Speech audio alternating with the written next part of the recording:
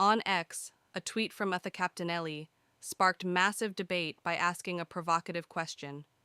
Would society react differently if the KKK were burning Jewish symbols versus when Hamas commits similar acts of violence? This isn't just a random comparison. It's tapping into a real frustration many feel about selective outrage in our culture. The tweet suggests that antisemitism gets condemned universally when it comes from certain groups, but faces less unified opposition when it originates elsewhere. This observation has resonated with thousands on X, generating heated discussions about moral consistency, political hypocrisy, and whether we apply our values equally across the board. To understand this debate, we need to look at how society historically responds to hate groups. The KKK represents one of America's darkest chapters, a domestic terror organization responsible for murders, lynchings, and systematic oppression spanning centuries.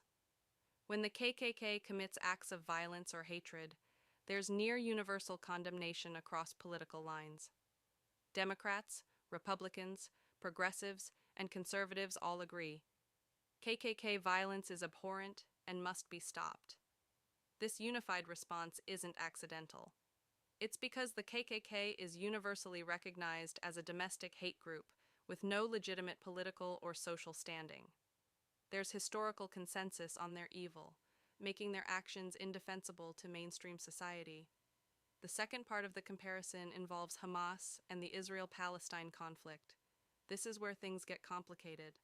Unlike the KKK, which has no legitimate political dimension, Hamas is a political and military organization with millions of supporters who view it as a resistance movement. The Israel-Palestine conflict has deep historical, religious, and geopolitical dimensions spanning decades. When violence occurs in this context, reactions aren't uniform. Some view it through the lens of Palestinian resistance, others see it as terrorism. Some criticize Israeli government actions, others defend them fiercely. This complexity creates a fundamentally different moral landscape than domestic hate groups. The ambiguity makes unified condemnation much harder to achieve. Here's where the tweet's argument gains traction. Supporters on X argue that when anti-Semitic violence occurs, the response often depends on the perpetrator's identity and political alignment. If a white supremacist attacks Jewish people, there's immediate, loud condemnation. Everyone speaks out. Media coverage is extensive. Politicians issue statements. But when anti-Semitic rhetoric or violence comes from groups with progressive sympathies, or from the Middle East, some argue the response is muted or even excused. Users on X point to instances where anti-Semitic language in pro-Palestinian protests received less media attention than equivalent incidents from right-wing groups. They argue this selective outrage reveals a troubling inconsistency in our values. Much of this debate centers on progressive and left-leaning communities. Critics argue that some progressive activists, in their support for Palestinian causes, inadvertently excuse or minimize anti-Semitism. They suggest that progressive values should apply uniformly, opposing bigotry against all groups equally. However, progressives counter that criticism of Israel's government policies isn't anti-Semitism, and that equating Palestinian advocacy with anti-Semitism conflates legitimate political disagreement with hate speech. They argue that progressive spaces have consistently condemned anti-Semitism when it actually occurs. This disagreement reveals a genuine tension. How do we distinguish between legitimate political criticism and disguised bigotry? The real challenge in this debate is measuring outrage objectively. How do we quantify whether society's response is truly proportional? X users have attempted to do this by comparing media coverage metrics, congressional statements, protest attendance, and social media engagement. Some data suggests that certain anti-Semitic incidents do receive less prominent coverage depending on the perpetrator. Other data shows extensive progressive condemnations of anti-Semitism in Palestinian advocacy spaces. The problem? Data interpretation depends on your starting assumptions. If you believe there's a double standard, you'll find evidence supporting that view. If you're skeptical of that claim, you'll find counter-evidence. This is why the debate rages on X without resolution. Beyond the Twitter debate, this issue has real consequences.